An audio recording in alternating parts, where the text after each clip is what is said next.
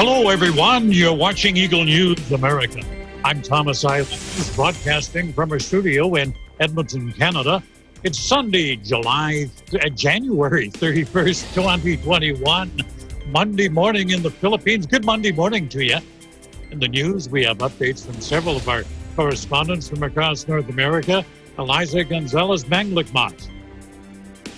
The Department of Homeland Security announces national emergency determination to mitigate the spread of COVID-19 through the transportation system, and vaccination appointments in D.C. to open for childcare providers, independent school teachers, and staff.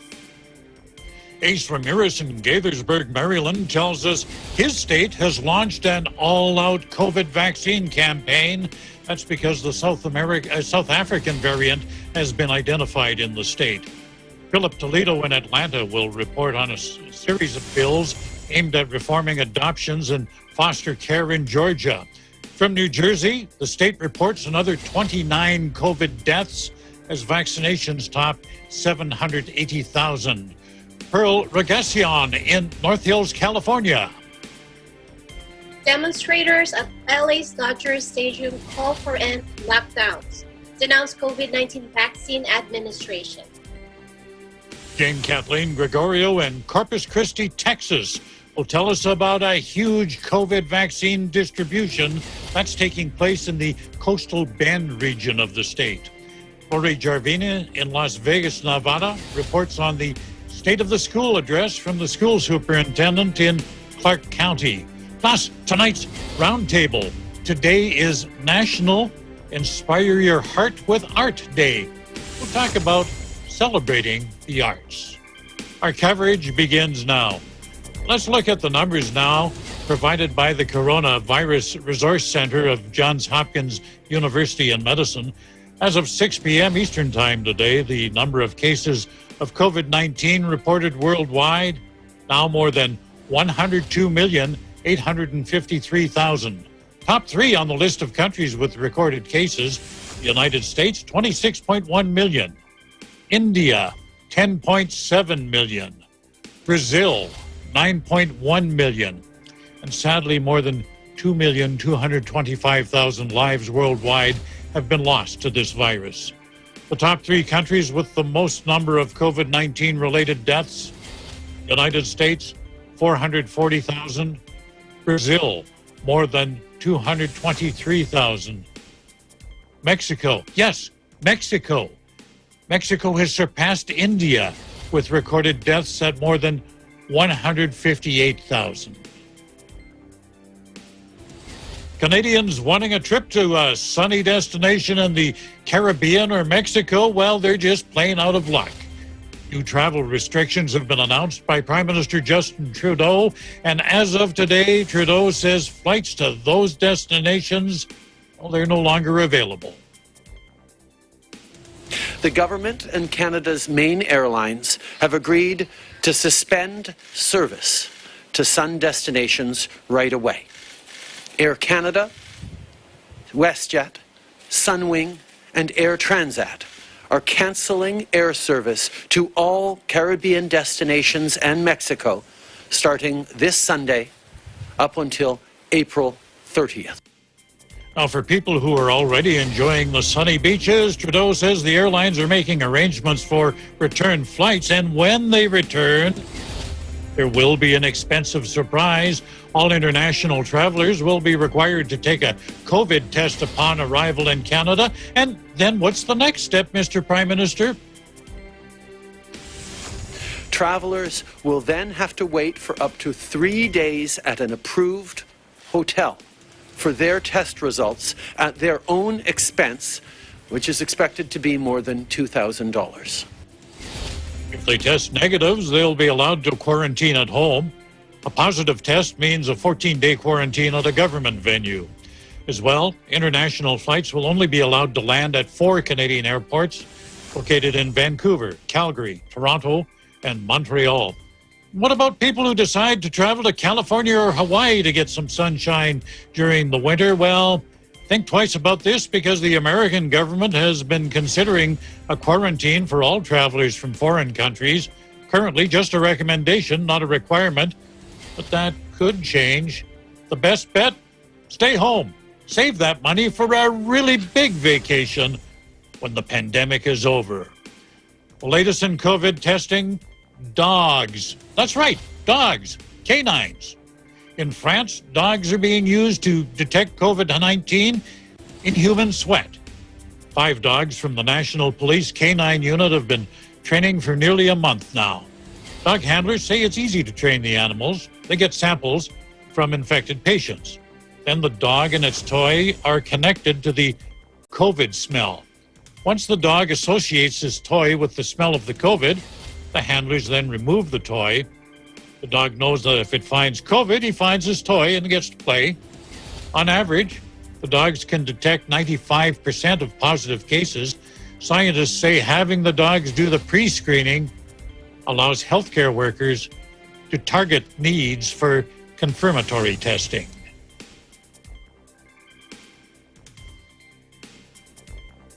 Thousands have been arrested in Russia as police there have no tolerance for protests. Across Russia, thousands staged demonstrations demanding the release of jailed opposition leader Alexei Navalny.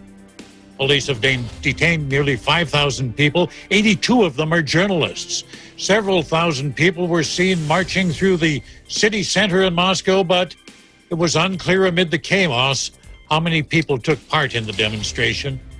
On Twitter, U.S. Secretary of State Anthony Blinken condemned what he calls the persistent use of harsh tactics against peaceful protesters and journalists. The Russian Foreign Ministry hit back, accusing the United States of gross interference in his affairs.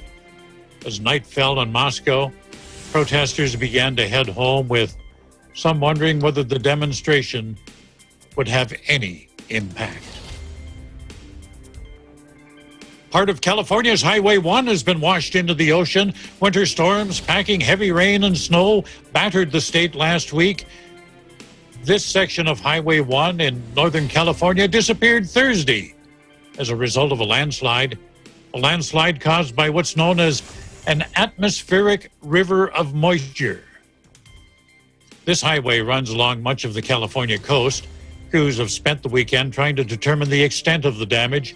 Thousands of residents have been evacuated because of mudslides. 2 people in California died as a result of the storm. One, a skier in the Sierra Mountains. Now that region received 10 feet of snow.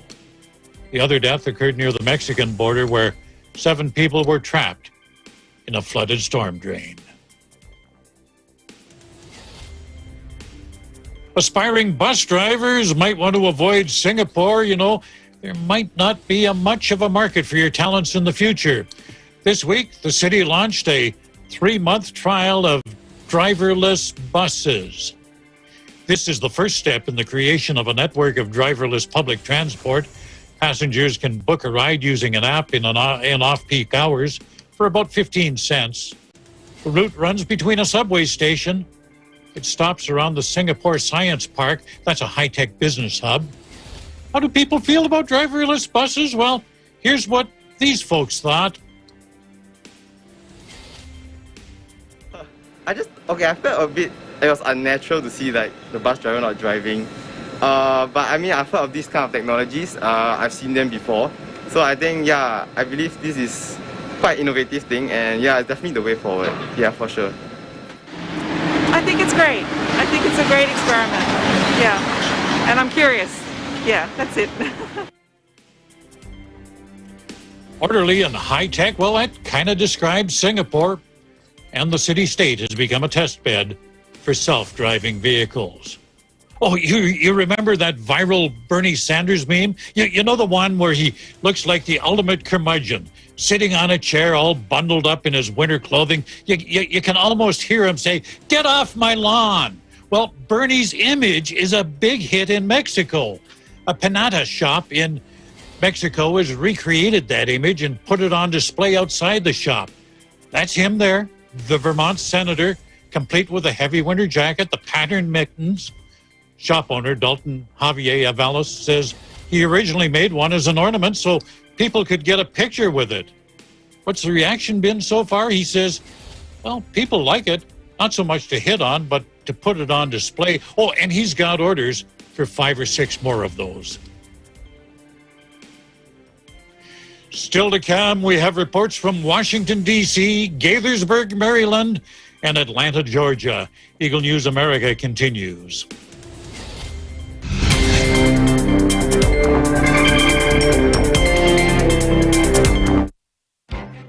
Events happen around us all the time, in our community, in our country, around the world. Events that affect people, move communities, or simply inspire us. Interesting events that people need to know. In these interesting times, we continue to be a competent partner in delivering news about these events. Fast, accurate, balanced. Eagle News, because we live in interesting times.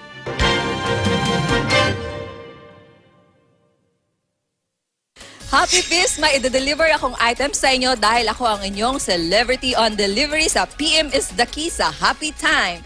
That's on Monday at 12 noon only at Net25. Happy time, happy time, It's really PM is the Key dahil tuwing 8 p.m.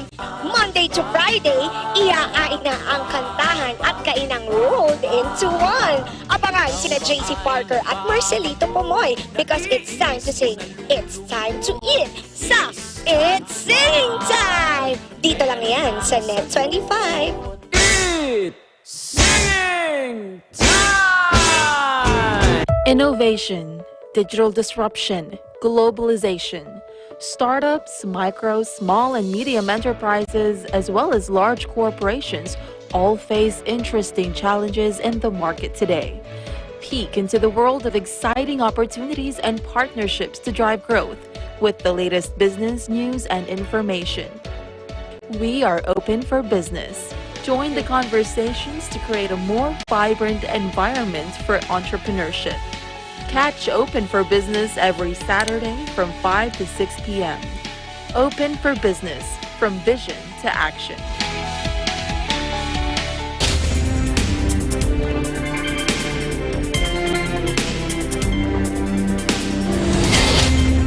You're watching Eagle News America. I'm Thomas I. Likeness. We find out now about a couple of stories from Washington, D.C. Joining us live, EBC's Eliza Gonzalez-Maglicmont. She tells us about the Department of Homeland Security's plan to reduce the spread of COVID in the transportation system. And as well, there's another group of people who will be able to book appointments for the COVID vaccine. Good evening, Eliza. Welcome to the program. Thanks, Thomas. Good Sunday evening to you and good Monday morning to our viewers on the other side of the globe. Yes, the Biden administration's effort to have a more national approach in fighting COVID-19 continues.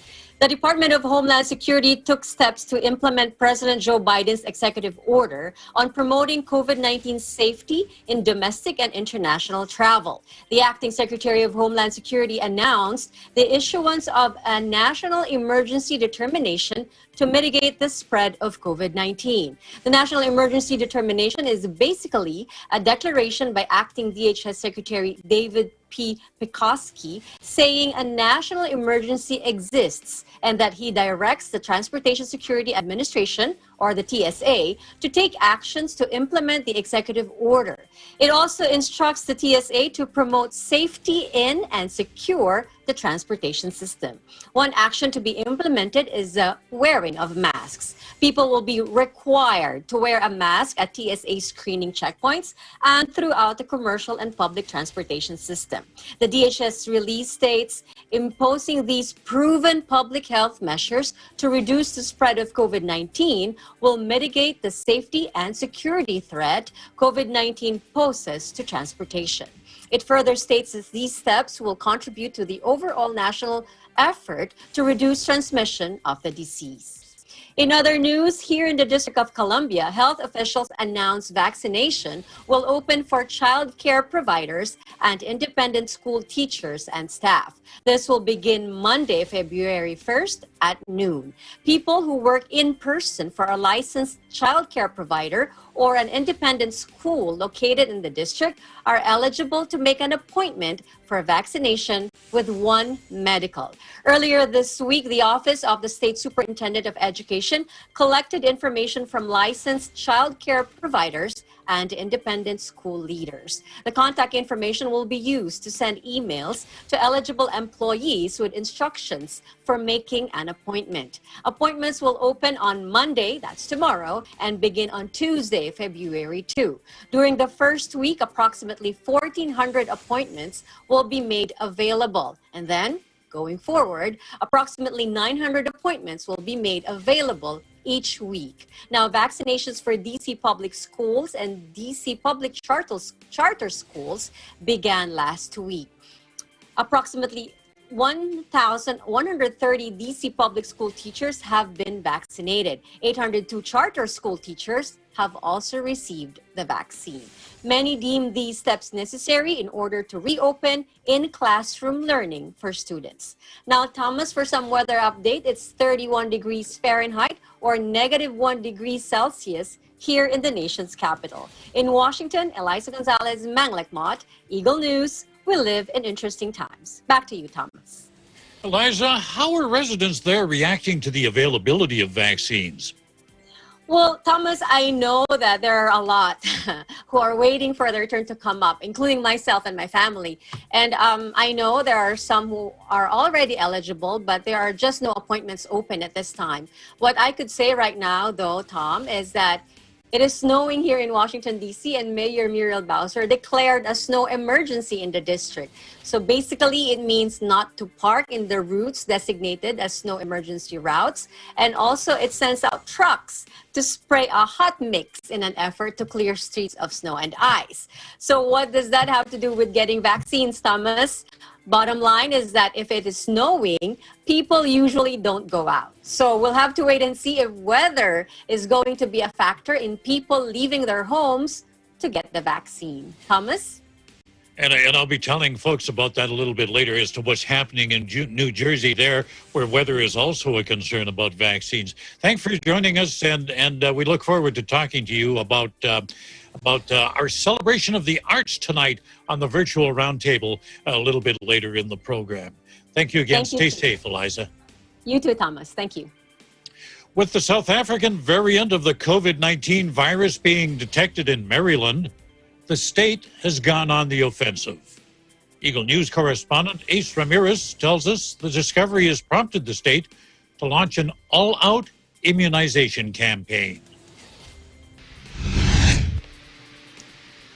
The Maryland Department of Health, in consultation with the U.S. Center for Disease Control and Prevention, or CDC, confirmed that the new B.1.351 variant of the SARS-CoV-2 virus has been found in Maryland. The case has been traced from an adult from the Baltimore metro region who has not traveled internationally, therefore making community transmission the possible culprit. Comprehensive contact tracing efforts are currently being done to identify potential contacts, quarantine and have them tested, and to control the spread of the new variant. The B.1.351 variant was initially detected in South Africa and was first identified in the United States on January 28th through 2 cases in South Carolina. Maryland Governor Larry Hogan encouraged Marylanders to practice extra caution to limit the additional risk of transmission associated with this variant. Hogan stressed the need to continue to practice standard public health and safety measures, including mask wearing, regular hand washing, and physical distancing. Meanwhile, Maryland launched GoVax, encouraging all Marylanders to protect themselves, their families, and communities by getting vaccinated as soon as they become eligible. GoVax is a grassroots public outreach and equity campaign to promote vaccine confidence. According to the Office of the Governor of Maryland, the GoVax campaign includes a mix of traditional and digital media, coupled with a robust grassroots outreach plan to increase COVID-19 vaccine confidence, especially among Marylanders in historically underserved populations that have been disproportionately affected by the disease.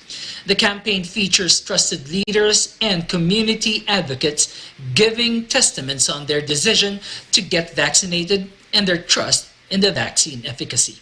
In Gaithersburg, Maryland, I'm Ace Ramirez. We live in interesting times. In Georgia, lawmakers are updating legislation governing adoptions and foster care. Details on that story from Eagle News correspondent Philip Toledo.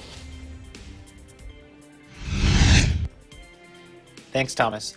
Last week, Governor Brian Kemp and state legislators introduced a series of bills aimed to reform adoptions and foster care here in Georgia. This is in line with other initiatives that the governor has on the agenda for the protection of others, especially children, such as the anti-human trafficking measures that we reported on last week.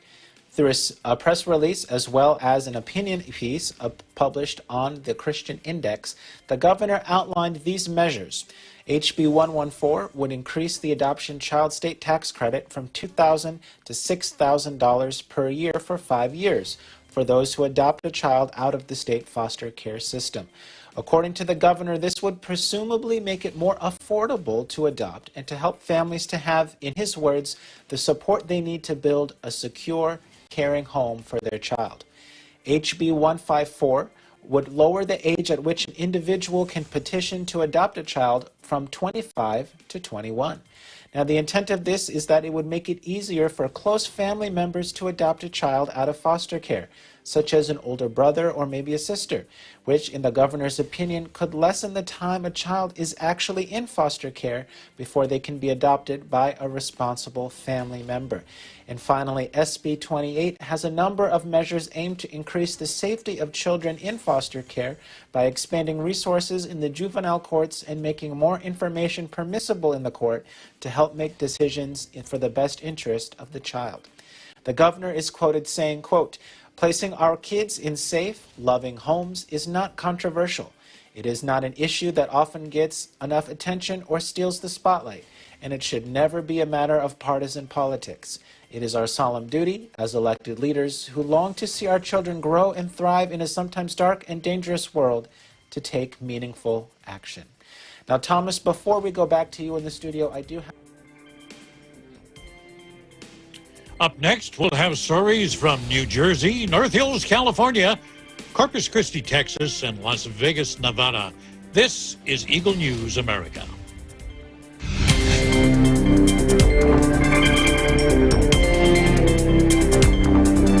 Hey there, Arnie Aquino here at Hatley Castle, one of the filming locations for the X-Men series. Don't forget to tune in to Digital Nest only on Net 25.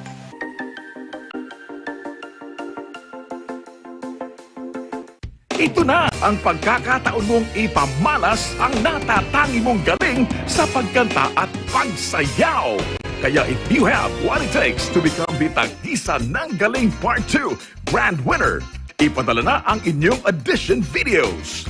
Kung ikaw ay 18 to 65 years old, may angking galing sa pagsayaw at pagkanta, ipadala na ang inyong audition videos sa tagisananggaling@gmail.com or contact Nikki sa 0977-651-9504 para sa singing category. Shing sa 0995-880-8004 at Nilibel sa 0995-330-4653 para naman sa dancing category.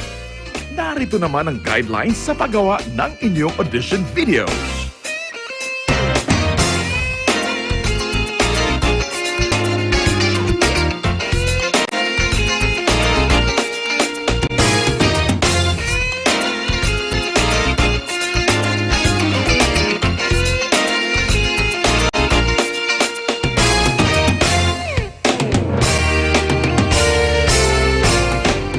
You can also follow and like our Facebook page at Tagisa ng Galing and Net25 for more information.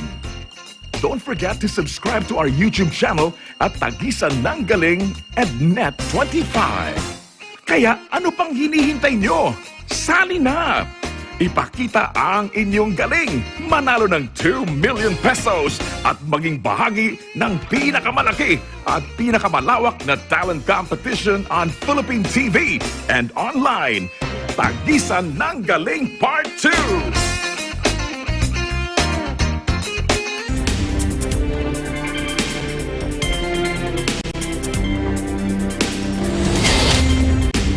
You're watching Eagle News America. I'm Thomas I. Likens. Now an update on the COVID-19 situation in New Jersey. Just over 3,800 new cases of COVID-19 have been reported. The virus in the last day has claimed another 29 lives. The good news, though, is that hospitalizations have dropped to the lowest level since November 28th, just over 2,900, actually just one over 2,900. A couple of other numbers of note. The positivity rate for testing at 8.69%, and the rate of transmission up slightly to 0.94.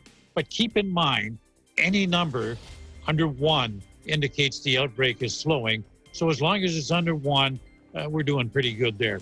On the vaccination front, Governor Phil Murphy says the state is administering about 25,000 doses a day, but he says the demand for vaccine is still outpacing the supply. So far, 780,000 people in New Jersey have received their COVID shot.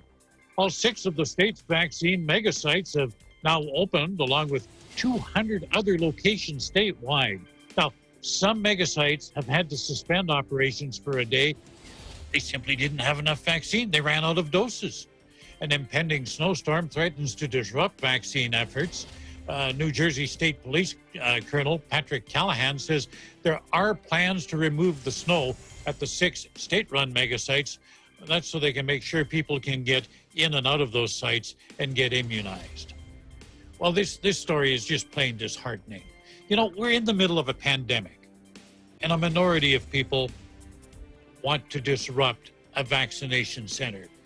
That's what happened in Los Angeles on the weekend, and here to tell us about it, Eagle News correspondent Pearl Rogacion. Pearl, I just don't know what to say when I hear stories like this. Thank you, Tom. Based on comments and posts from the online social media community, Dodger Stadium is one of the largest coronavirus vaccination centers in the United States. But as often is the case in the City of Angels, which looms large in the public eye, regularly attracts the attention of those seeking to voice their opposition. And that's exactly what happened when a reported group of protesters numbered in the dozens converged on Dodger Stadium brandishing signs which called for an end to the lockdown, as well as denouncing the administration of the COVID-19 vaccination. The demonstrators gathered at the entrance to the famous ballpark, momentarily disturbing vaccination efforts and causing operations to be suspended for almost an hour, according to the accounts as cited from the fire department officials. Contrary to this story, however, is the Los Angeles Police Department's claim that demonstrators did not interrupt the distribution of the vaccine.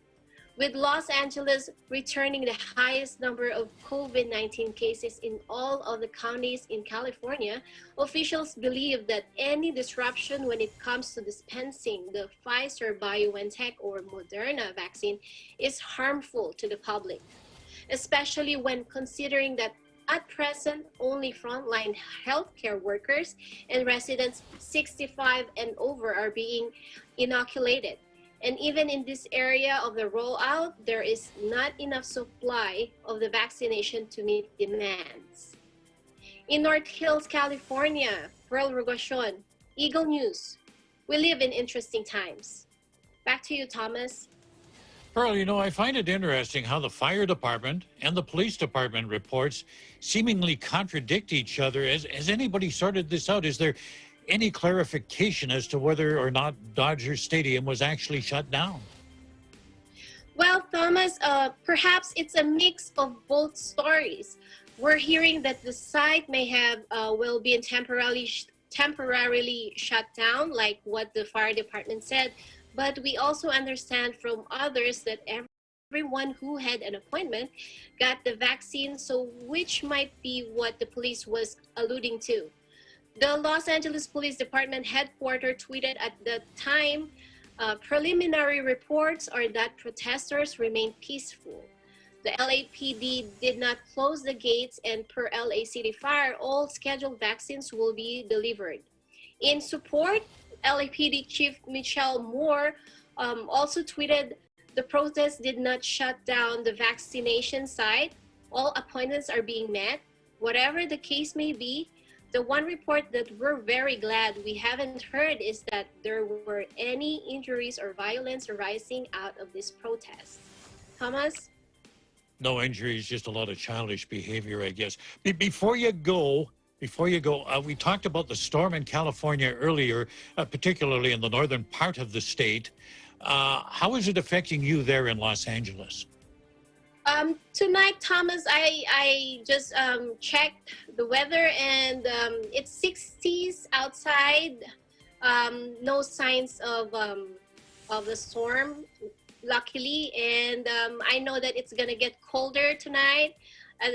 But yes, no sign of the storm here in North Hills, California. So you managed to escape what they had up north. I guess they're still clearing the highways up there. Pearl, thank you very much for your report this evening, and stay safe and take care, okay? Thank you, you too, Tom. You know, in Texas, they like to do things in a big way, and that includes immunizing people against COVID-19. Eagle News correspondent Jane Kathleen Gregorio tells us about a huge vaccination effort that's being launched in the coastal Bend region of the state. Thank you, Alan, and howdy from Corpus Christi, Texas. This past week, a regional mega COVID-19 vaccination clinic was set up by Nueces County Health District at the Richard M. Borchard Fairgrounds in Robstown, Texas, making history by being the first large-scale distribution event here in the coastal Bend region of Texas. On Monday, Nueces County Judge Barbara Canales met with police, fire, medical, and county operations staff preparing the vaccinations at the Richard M. Borchard Fairgrounds in anticipation of giving out 5,000 first-dose vaccines in a single day. Judge Canales stated on her Twitter, "Big day for the team. We're going for a record of 5,000 vaccines administered in one day." The vaccines were given to select recipients belonging to phases 1A and 1B of the rollout, many of whom traveled from surrounding countries or surrounding counties such as Aransas, Bee, Brooks, Duval, Jim Wells, Kennedy, Kleberg, Live Oak, McMullen, Nueces, Refugio, and San Patricio to this mega drive-through event in anticipation of the vaccine. Among the first team of volunteers were students and faculty from the Texas A&M University of Corpus Christi's College of Nursing and Health Sciences. Nueces County posted a message on Twitter stating, "We're proud and grateful for our TAM UCC students who are making our COVID-19 vaccination mega clinic a great success. 9,000 vaccinations in 4 days our first week and nearly 10,000 in 2 days last week. Thank you." The numerous turnout to the regional drive-through mega clinic the entire week resulted in an early closure Friday when Nueces County announced before 1 p.m. that the drive-through was closed to new vehicles for first dose recipients in phase 1A and 1B. Meanwhile, I hope you are staying safe and healthy there in your part of the country. In Corpus Christi, Texas, I'm Jane Kathleen Gregorio, Eagle News. We live in interesting times. Back to you, Alan. And it's Thomas filling in for Alan. How are the schools doing in Clark County, Nevada, you ask? Well, let's find out from Eagle News correspondent Lori Jarvina. Clark County School District in Nevada is where children of Las Vegas residents attend school. On Saturday, January 30th, District Superintendent Jesus Hara delivered his State of the School address. COVID-19 nearly dismantled every single infrastructure that we collectively built. But it will never, ever, as you hear today, dismantle a body of people committed to one of the most powerful tools known to mankind, and that is an education. If we stick together, there's nothing that can stop us. But despite the countless obstacles that have stood in our way and the insurmountable challenges that we are facing ahead, I tell you without hesitation that we are one team, 41,000 strong, committed to providing a high-quality education for our children. And we're going to move forward. Take a look at this quote on the screen. If you can't fly, you run, and if you can run, you walk. If you can't walk, you crawl, but by all means, keep moving forward. That's our message, and that's what we often say in our district. Clark County School District Superintendent Hara's address comes after a memorandum of agreement approved on January 14th between the district and the Clark County Education Association to transition students in pre-kindergarten through grade 3 into the hybrid instructional model. The implementation of this hybrid instructional model will begin on Monday, March 1st, 2021. The plan allows parents of students in pre-K through 3rd grade the option to choose between continuing to keep full-time distance learning until the end of the school year or opting for the hybrid model, which would allow for in-class instruction 2 days a week. As expected, returning to in-class learning will require many precautions to maintain health and safety guidelines for both teachers and students, such as daily symptom screening, mandatory random COVID-19 testing every month, quarantine for 14 days after a positive test with a return to work after a negative test, and they will be provided face covers, face shields, and hand sanitizer. As we all continue to adapt and deal with a new normal, Las Vegas and the Clark County School District is definitely making efforts to move forward in a positive direction. In Las Vegas, Nevada, Lori Jarvina, Eagle News. We live in interesting times. Back to you in the studio.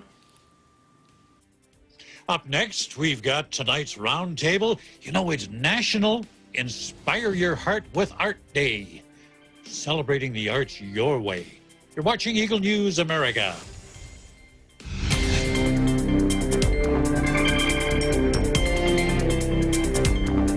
Happy peeps! Tara na't magrakrakan sa Jano Gives Entertainment. That's on Monday at 12 noon, only on Net 25. Happy time, happy time.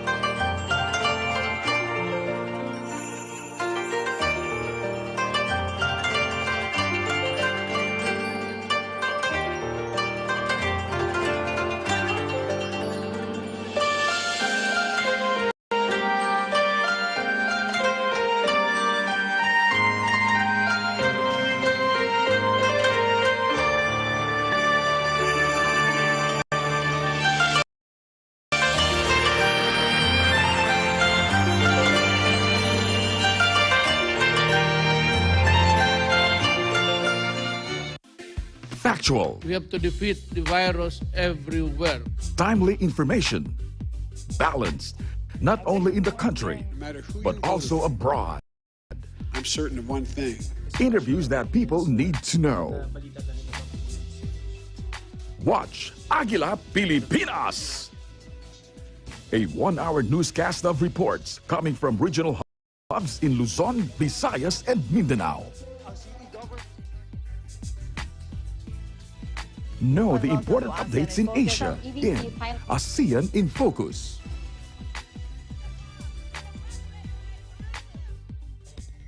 Track the latest stories in the provinces in Aguila Provincia. Tune into Mata ng Aguila, the evening primetime news program of Net 25. Balanced and objective, Mata ng Agila covers national and international issues, tackles news on business, health, science, and technology, entertainment, sports and human interest features, and current events. And Eagle News International delivers the latest global reports, impartial, accessible, and up-to-date. It brings to fore EBC's rich international scope and access to valuable information streams. Well, thank you to explaining our health outdoor Catch these programs on Net 25. You can also watch our news programs through eaglenews.ph and Eagle News Facebook page and YouTube channel.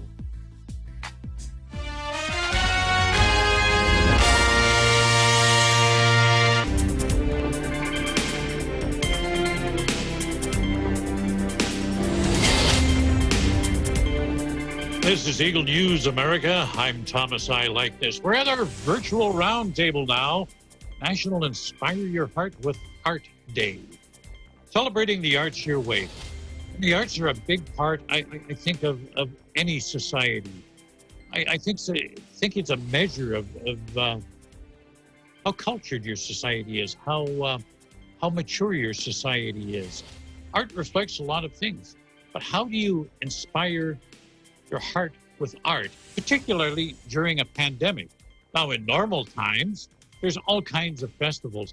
I live in a city that calls itself the Festival City, the city of Edmonton, and all summer long until last year, we had music festivals, we had cultural festivals, we had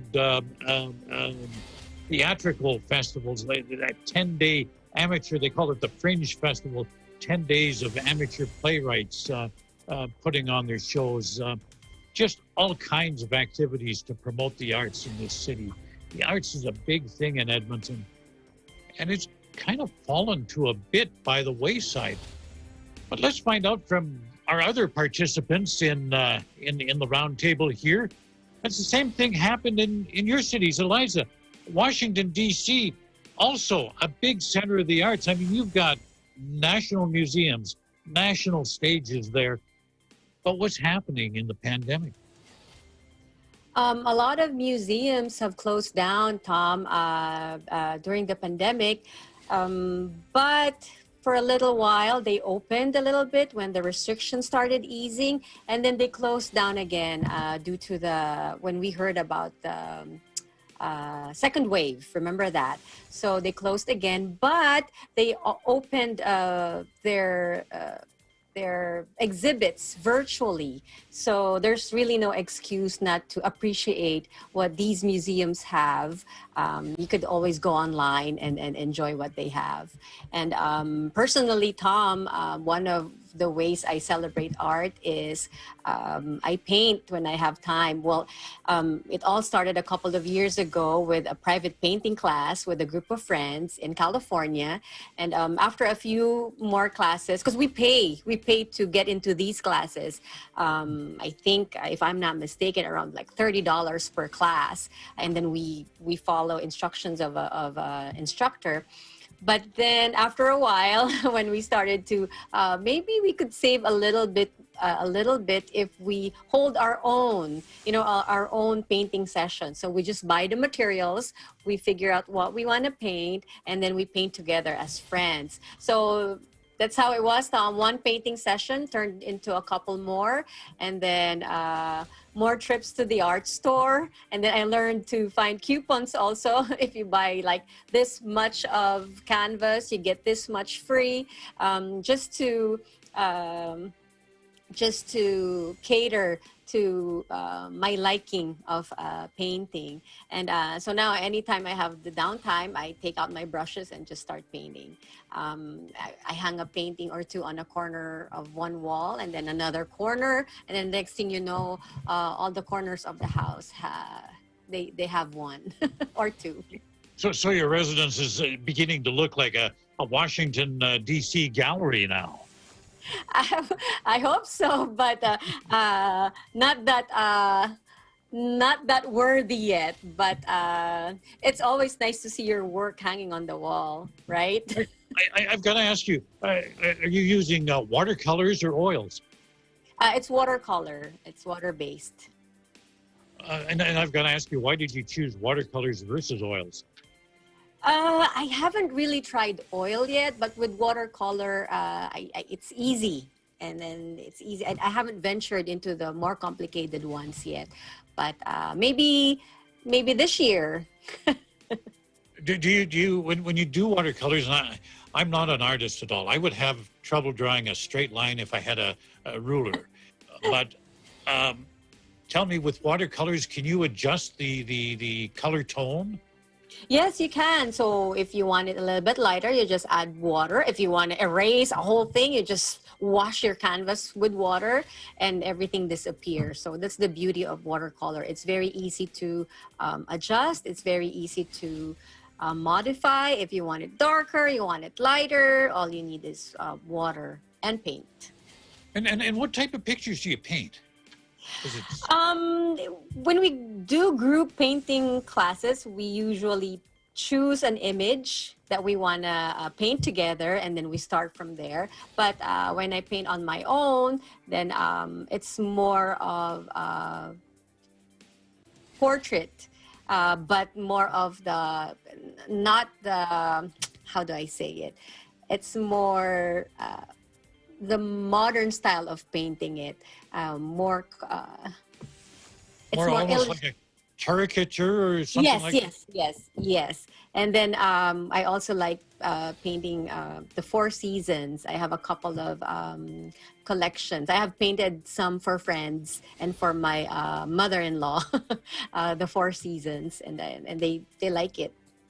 Well, when I get off the air, I'm going to send an email to the boss here because since you can do caricatures, you do a poster with all our correspondence, you know, the character of each one as you visualize them, and we'll use that as a promotional item. Sound good? Sounds good. Okay, let's go to California now. Pearl, first of all, what's happening in terms of the art scene in Los Angeles right now, you know, given the pandemic, given the intensity of the pandemic in Los Angeles? Thomas, it's actually the same with Eliza. It's the museums are still temporarily closed and hoping that it's gonna open soon because they've already started to the restaurants to be open and you can actually go out and eat now. So that's one thing that we missed a lot, going to museums with my kids and my husband. So that's one actually way of us appreciating art during or before the pandemic. And now in the pandemic, I've been doing some planting, which others may say that it's also a kind of art. So I've been collecting succulents. I've done so much in my backyard, and now that it's raining, I don't know what's gonna happen to them. I guess I'm gonna have to have build a little greenhouse for them because they're a little sensitive when it comes when it's too cold. Another thing, when we say art, I would say my kids, I would have them make arts and crafts whenever we have free time. The last one that they made was it's a piggy bank out of a water bottle. So like showing them how to do some arts and crafts. What else? They also do paintings, but sometimes it ends up like not as expert as Eliza. It's at the end of the day, it becomes all black. It's because they try to put all the colors in there, and then at the end of the day, it becomes all black. So it's like, I guess it's their masterpiece, but it ends up like it's really dark but we still try to have fun. And try to expose them, or if you may call that as an exposure for them to how to paint or do some arts and crafts, just for them to not just play with the gadgets every time or during their free time. So yeah. Oh yeah, that's extremely important. Get them away from the screens. Get them away from the phone, the tablet, the computer. But it's also important, if you don't introduce art, if you don't introduce literature, if you don't introduce music at a young age to a child, they grow up and it just doesn't register with them. They just don't have that appreciation. Not many of us will become Mozart in terms of composing music, or Picasso in terms of an artist, a painter, but just the exposure to it, you get that appreciation. It adds something to your life. I don't know how don't you find that when you look at an impressive piece of art, that it does something to your spirit? It does. When you see it, it resonates with you. Definitely, it does. How much Pearl, have you taken in virtually since the pandemic, in terms of museums, in terms of art galleries, that sort of thing? To be honest, I haven't, but sometimes I would join my kids when they do like they call it field trips or e-field trips. So I would be sitting down with them and just be, oh yeah, like me, just sitting for a few, maybe 10-15 minutes, and then like that would it helps me too, to it relaxes me, and it gives me some time to think and like appreciate arts, and also like talking to them what is their reaction when they see those kinds. Though it's not in person, but they see it in the screen. I think that is important, especially these days that we couldn't really go to see them personally in the museums. It's still a good experience. It is a good experience, but just not the same as being able to walk around and see these works of art up close, whether again it be a painting, a sculpture, but even other things, attending things like symphony. I don't know, are either of you into classical music at all? I think it's just old guys like me that like it. Yes, I actually, when in my younger years, I did some piano lessons and like I joined some, I don't know how you call it, orchestra. So yes, Pearl sings. Pearl is in Glee Club. She's such a performer. I've watched her perform on stage. She's so good. She has the best voice. For real. Almost forgot first love, I guess. Though singing doesn't really like love me, but I love singing. So yeah, that's my background, I guess. Yeah, I love music. The first concert I went to, I think I was in grade 5, which would have put me at about 10 years old. The first concert I went to was the Edmonton Symphony Orchestra, because they brought a scaled down orchestra, maybe about 10 players of various sections of the orchestra, to the school for 3 afternoons after school for concerts there. And then if you attended all 3, they give you a free ticket to come and attend a dress rehearsal. So that was my first concert in the big auditorium, and I got hooked on it, just listening to an orchestra and all the sounds these instruments can make. But it's not listening to the individual instruments, it's listening to them collectively. A good choir does the same thing to me. I have heard some fantastic choirs over the years, and when you see what a conductor can do with all of those voices, and they sing as one instrument, it's really amazing. It's really amazing. Eliza, you're nodding your head. You like choirs, right? I love musicals, Tom. I've seen a couple, but in the last few years, the ones I've seen is Mamma Mia, Miss Saigon, and the latest one was Beautiful, the Carole King story. I love watching musicals. It's therapeutic. I've got to watch that. I'm a big Carole King fan. You love Beautiful. I still remember the Tapestry album from that came out in 1970. She wrote a lot of stuff with Neil Sedaka, you know. He did. And I have that album, Tom. Believe it or not. If you could dub that for me and then just send it to me. Oh, no, we're not supposed to share stuff like that. It's copyright, you know? I'll send you the disc. Okay, before we wrap it up here, quickly, Pearl, how are you going to inspire your heart with art in the next day or so? Inspire my heart with art. Still keep on listening to, first of all, when driving alone, like when I'm driving, I want to listen to the music on the radio, sing with it. It helps me a lot, actually, when it not just only me, which I know you would agree that music really helps us when it's the beat. It helps with our emotions sometimes. So I would keep on listening, singing to the music, and also I will keep on showing my kids or giving my kids experience that though it's really different when we're outside, but trying to still give them a good experience and expose them to arts.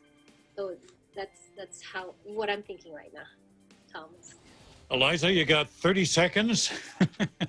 I have a project for this year, Tom. Paint a mural for our hallway. It's been bare for years now. We've been in this house for 5 years, and I've been wanting to hang one that says my signature on it. So this year, a mural. Okay, and of course the poster with the caricatures of all of our correspondents. Correct. There's one other art that I just want to talk about briefly, and it's the art of medicine. The art of medicine, and we're going to appreciate that in a moment here. We're going to appreciate the people who practice that art of medicine, the people who are keeping us safe. The people on the front lines, our healthcare workers, our first responders, our essential workers, all of the folks out there on the front line. Let's salute them now with a round of applause. We appreciate you.